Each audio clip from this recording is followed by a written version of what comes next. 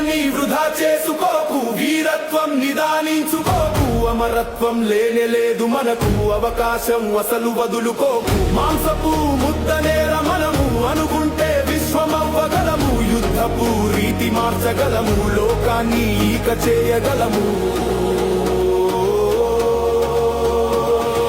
పోరాటమే మా జీవన విధానం, మదరక బ్రతకడమే మా జీవిత నినాదం.